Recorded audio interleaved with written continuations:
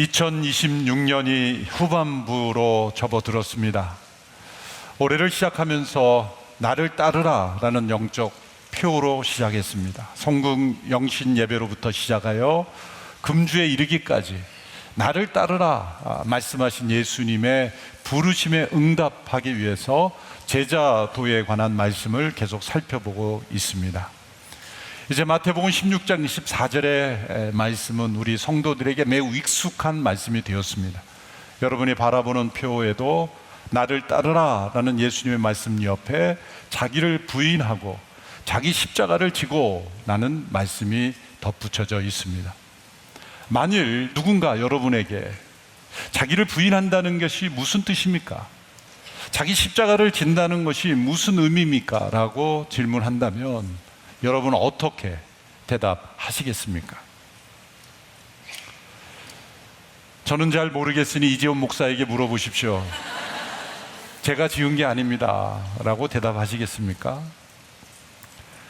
우리가 말씀에는 익숙하지만 사실 그것을 설명하려 하면 머뭇거리게 됩니다. 왜냐하면 하나님의 말씀은 지식, 정보로서 안다고 해서 안다라고 말하지 못하기 때문입니다. 하나님의 말씀은 내가 체험한 만큼 내가 알고 설명할 수 있기 때문입니다. 세상의 모든 지식이 두 종류가 있는 것입니다. 정보로서 아는 것은 우리 머릿속에 데이터로서 축적된 지식으로 알 수 있는 지식이 많습니다. 그래서 전문가도 될 수 있습니다. 그러나 또 하나의 지식은 많은 책을 읽어도 얻어질 수 없는 지식입니다. 부모가 자녀를 양육하는 것, 아무리 많은 책을 읽어도 쉽게 되지 않습니다. 체험으로 알아가는 것입니다. 자전거를 타고 수영을 하고 운동을 하는 것, 자신이 몸으로 부딪혀야만 알 수 있는 것이죠. 결코 책으로 얻어지지 못하는 지식입니다.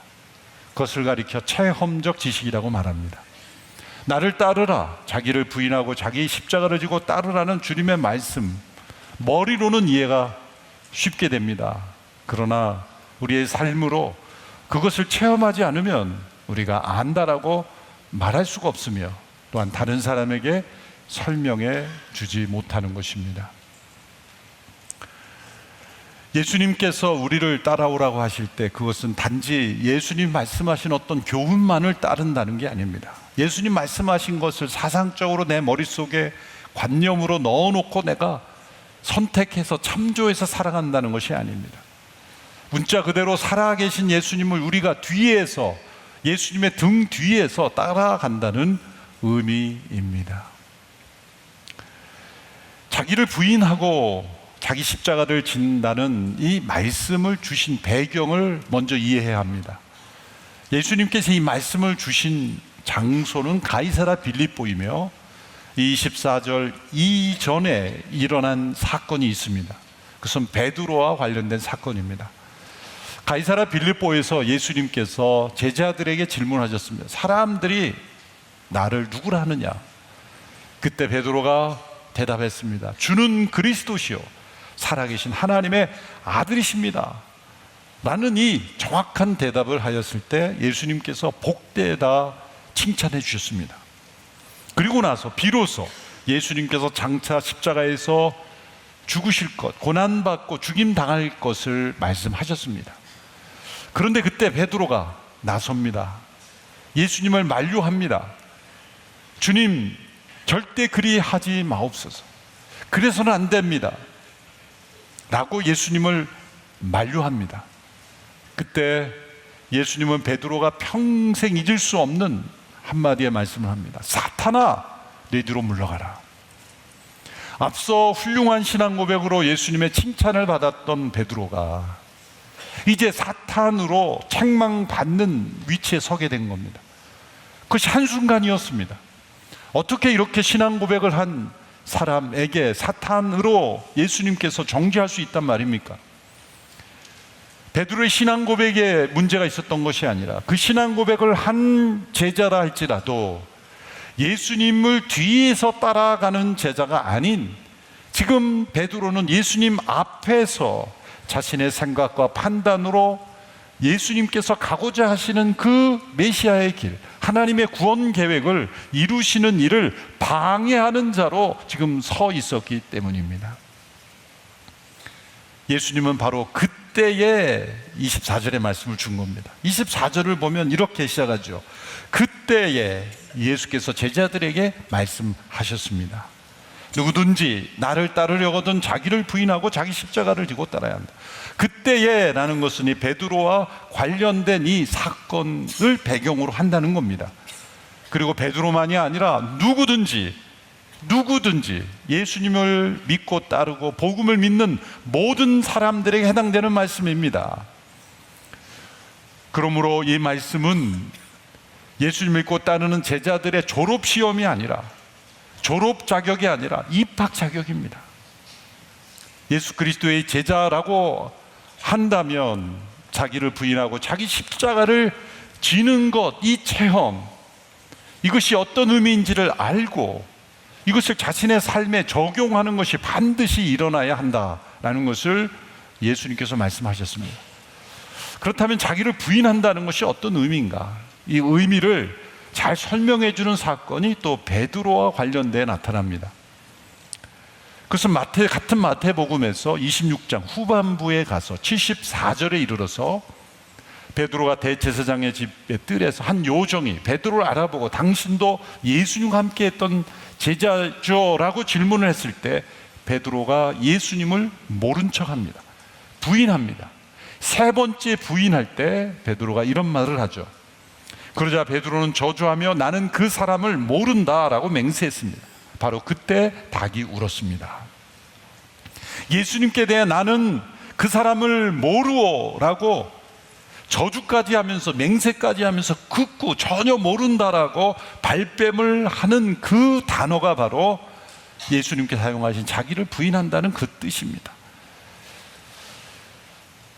그러므로 이 상황을 적용하여 해석을 하면 자기를 부인한다는 것은 마치 내가 전혀 모르는 사람을 모른다라고 하는 것처럼 자신을 향해서 방향을 바꾸어 자신을 향해 나는 당신을 모르오, 나는 너를 모르오라고 선언하는 것입니다. 어떻게 그것이 가능할까요? 나는 나를 잘 아는데 왜 나를 모른다고 말해야 되나요?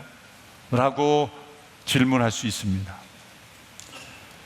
그러나 우리의 자아에 대하여 이렇게 전련하는, 관계를 끊는, 모른 척하는 믿음의 모험이 없으면 예수님을 따르는 삶은 일어나지 않는다는 겁니다. 왜냐하면 우리의 옛자아는 스스로가 주인이 되어 있기 때문이에요.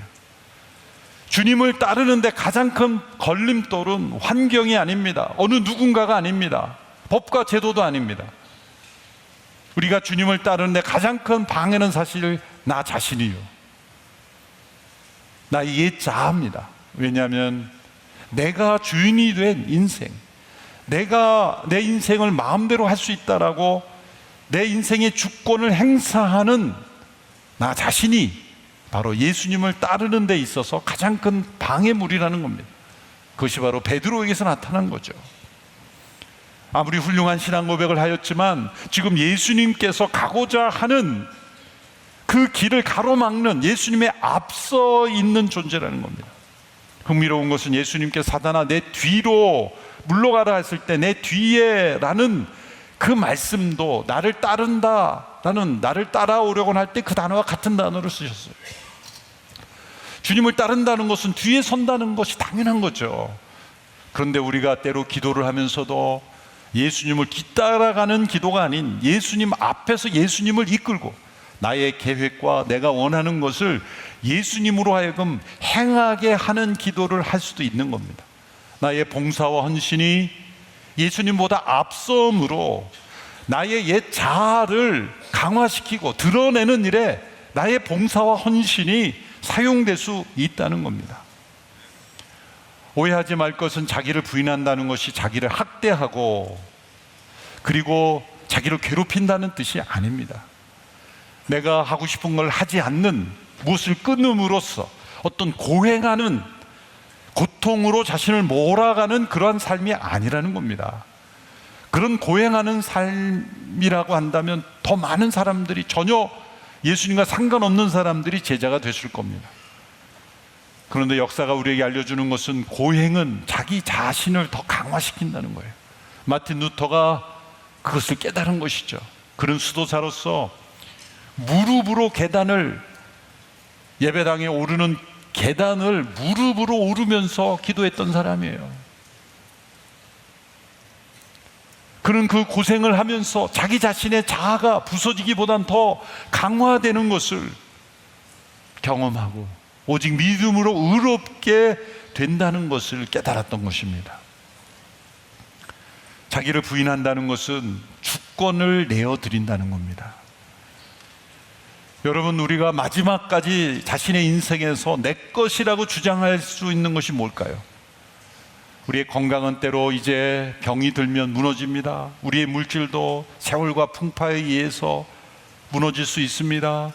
나의 재능도 언젠가는 사용하지 못할 때가 올 것입니다. 그러면 우리 인생의 마지막까지 내 것이라고 사람들이 주장할 수 있는 것은 바로 의지입니다. 의지.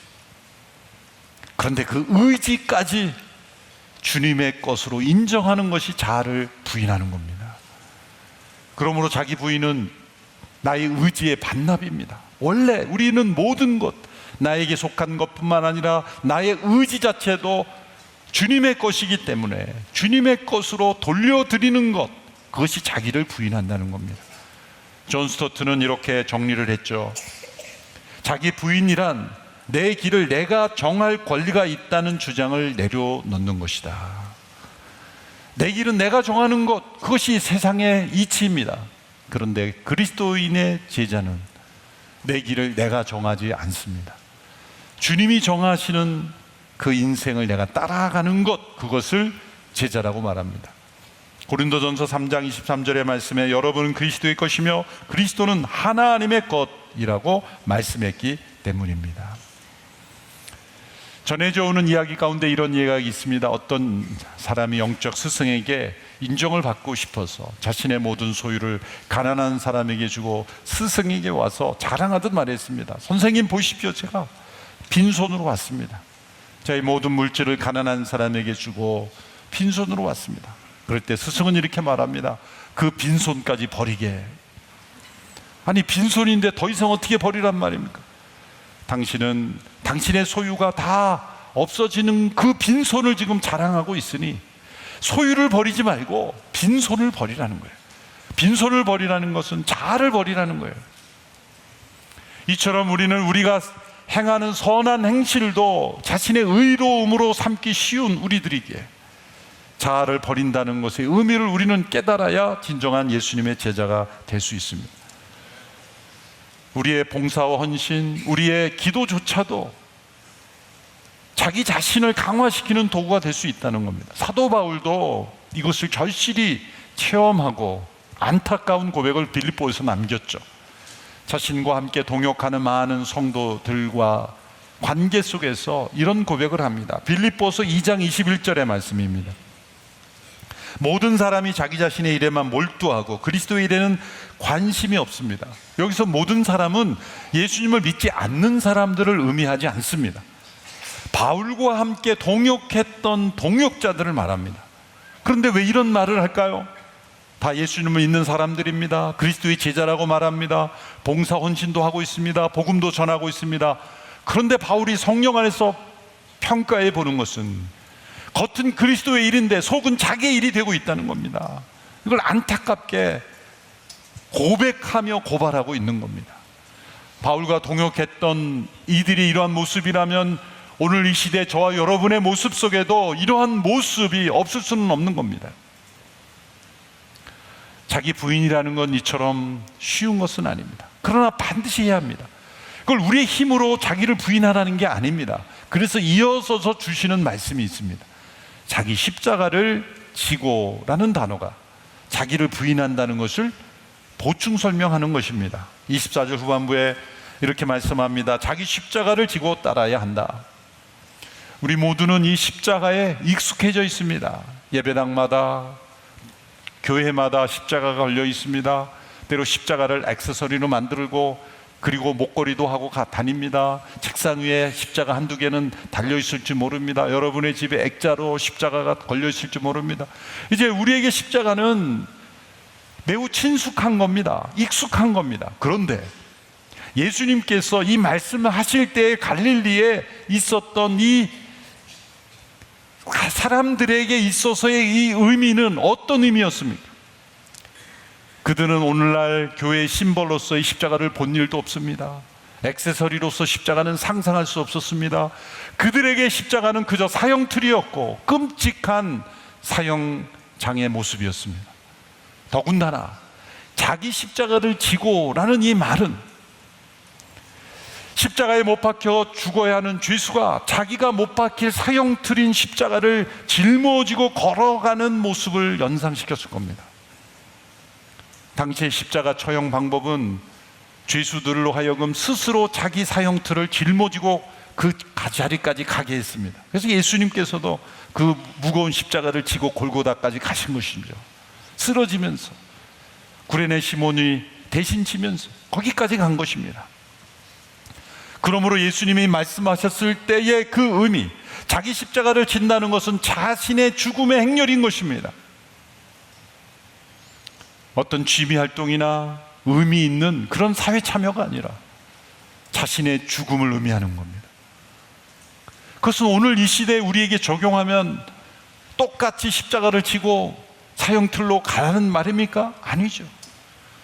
우리의 옛 자아는 이렇게 십자가에 못 박혀 죽은 존재가 되어야 된다는 것이고, 그리고 우리 스스로 죽이는 것이 아니라 예수님께서 십자가에 죽으신 죽음이 우리의 옛 자아를 이미 십자가에 넘긴 죽음이라는 것을 믿음으로 받아들일 때 우리는 자기 십자가를 지는 것이고 그것이 자기를 부인한다는 겁니다. 우리가 나를 따르라 시를 시작할 때 로마서 6장으로부터 시작했습니다. 그것은 그리스도께서 죽으신 죽음이 나를 위한 죽음이며 동시에 나의 옛사람이 함께 죽은 죽음이라는 사실을 선포한 겁니다. 그래서 로마서 6장이 중요한 겁니다. 로마서 6장 6절의 말씀을 다시 한번 읽어보십시오. 시작. 우리의 옛사람이 십자가에 못 박힌 것은 죄의 몸이 멸해져 우리가 더 이상 죄의 종이 되지 않게 하려는 것임을 압니다. 우리 옛사람, 우리의 자아가, 우리 자신이 십자가에 못 박혔다라는 겁니다. 과거형입니다. 예수님이 십자가에 못 박힐 때 나의 옛사람도 함께 못 박혔음을 믿는 겁니다. 이것을 믿지 않으면 그리스도인이 될 수 없습니다. 제자가 될 수 없고 자기를 부인하고 자기 십자가를 질 수가 없습니다. 자기를 부인한다는 것은 자기를 학대하고 괴롭히고 그리고 고행을 하고 가톨릭 국가에서 일어나는 고난주간이 되면 실제로 예수님처럼 십자가에 피 흘리며 못 박히, 그런 게 아닙니다. 이미 예수님께서 십자가에서 죽으신 죽음, 그 죽음을 나의 옛사람의 죽음으로 간주하시는, 그렇게 판결을 내리신 하나님의 판결을 받아들임으로 나는 이미 죽은 자다 라는 그 선언을 받아들임으로 나의 옛사람에 대해서 나는 너를 모른다, 나는 당신을 모르오 라고 간주하는 것, 그것이 자기를 부인하는 것이고 자기 십자가를 지는 것입니다. 자기를 부인하는 것이 무엇인가 제가 깨달은 적이 있습니다. 2000년대 초반에 맞춤 전도 집회를 할 때 60세 이상 어머니들을 전도하려고 할 때 믿지 않는 분들과 인터뷰를 했습니다. 그분들이 지금은 다 80대 후반이 되셨겠죠. 어떤 고민을 하고 계십니까? 질문을 하니까 갑자기 우리 자식이요, 자식 얘기 말고 본인 얘기를 좀 해주십시오 했더니 남편이요, 아니 남편 얘기 말고 본인 얘기했죠. 우리 손주가요. 계속 주변을 도는 거예요. 이분들이 왜 이러시나 그랬더니 실제 이분들은 자기 자신에 대한 생각보다 자식 생각, 남편 생각, 손주 생각, 자기가 사랑하는 대상에 몰두한 나머지 자기 자신에 대해서 잊어버린 그 모습, 그것이 예수님을 잊지 않는 분들이 할지라도 이것이 자기 부인의 한 형태이구나. 왜 자기 고민이 없었겠습니까? 그러나 자기 고민을 뒤에 두는 거예요.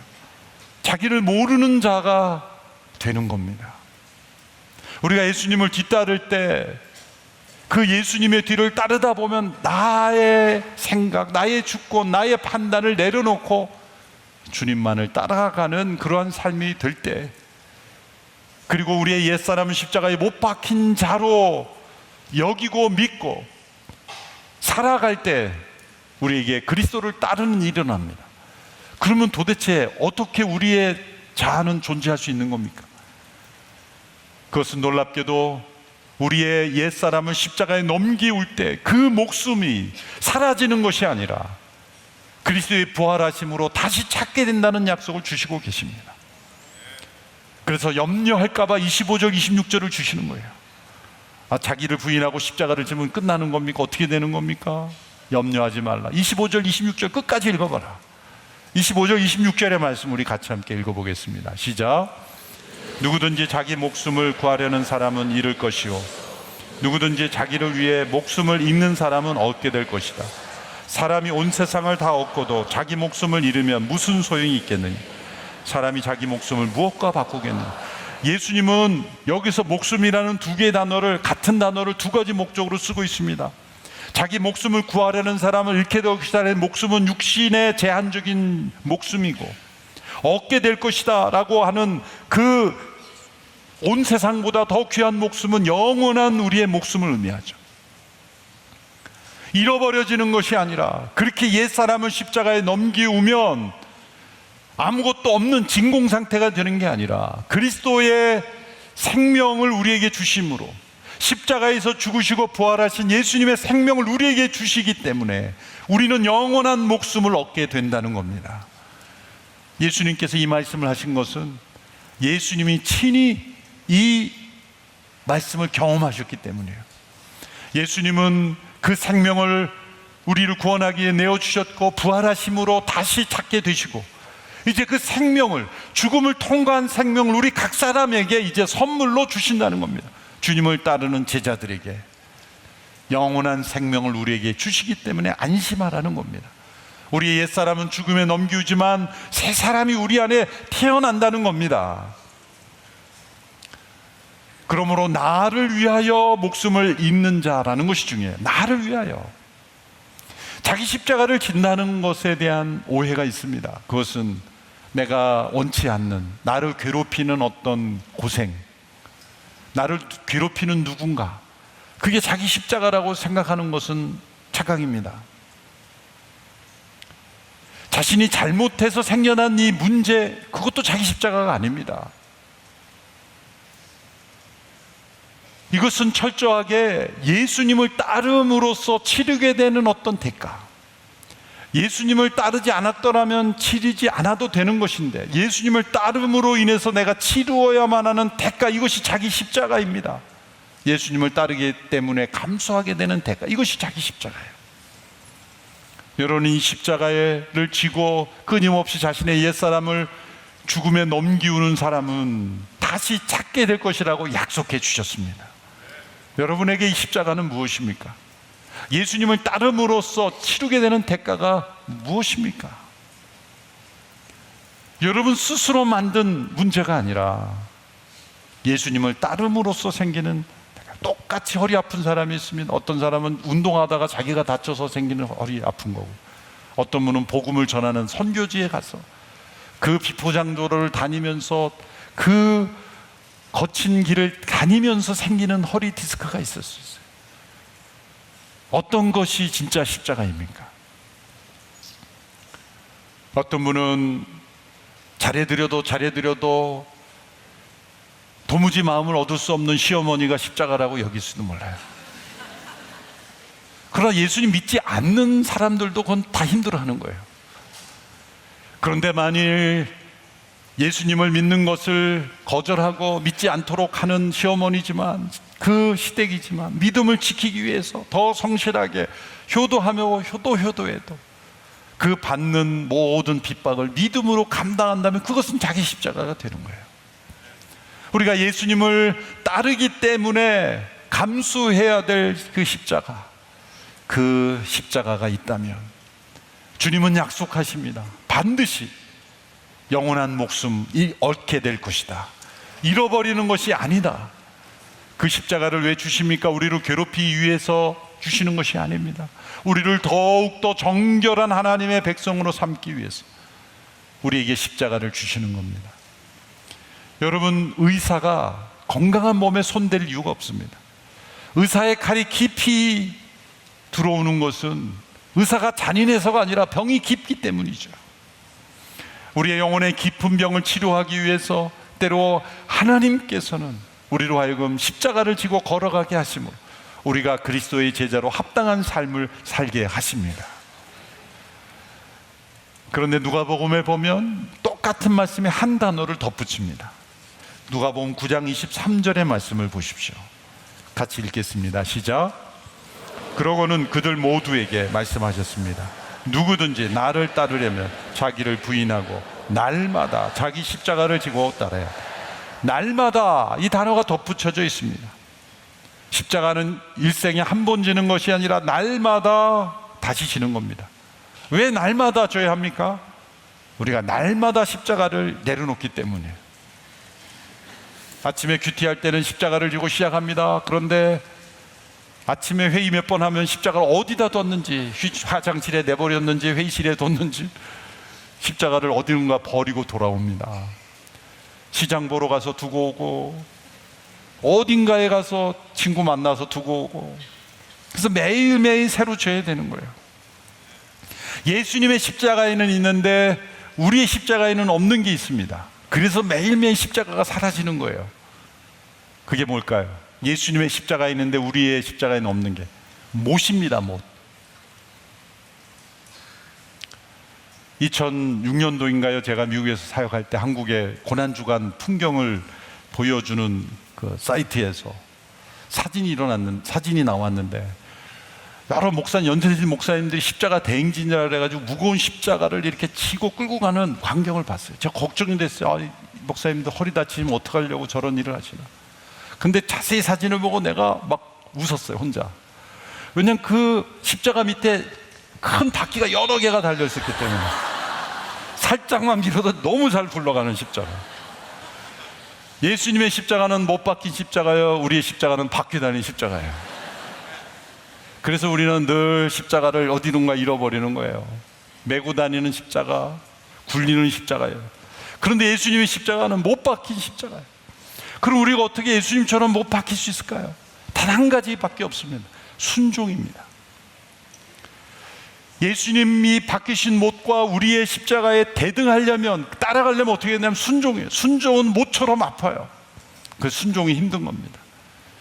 순종하려고 할 때 우리의 손과 발에 매우 찌르는 고통이 일어납니다. 그러나 그 못 박히는 순종을 하면 놀랍게도 예수님의 말씀하신 것처럼 목숨을 얽고자 하는 자는 잃을 것이요 나를 위하여 목숨을 잃는 자는 얻게 될 것이다. 영원한 생명으로 승리하게 될 줄로 믿습니다. 날마다 자기를 부인하고 자기 십자가를 지고 주님을 따르는 제자의 삶을 2026년도 계속 걸어가는 저와 여러분 되기를 축원합니다. 기도하겠습니다. 하나님 아버지, 주님을 따른다고 하면서 주님을 끌고 가려는 어리석은 자가 되지 않게 하여 주옵소서. 주님의 등 뒤에서 주께서 말씀하시는 음성을 들으며 걸어가기를 원합니다. 이 길은 내가 가본 길이다. 나를 따르라. 말씀하시는 주의 음성을 들으며 채찍 맞으신 주님의 등, 찢기신 주님의 손과 발을 바라보며 주님을 따르는 저희들 되게 하여 주옵소서. 예수님의 이름으로 기도합나이다. 아멘.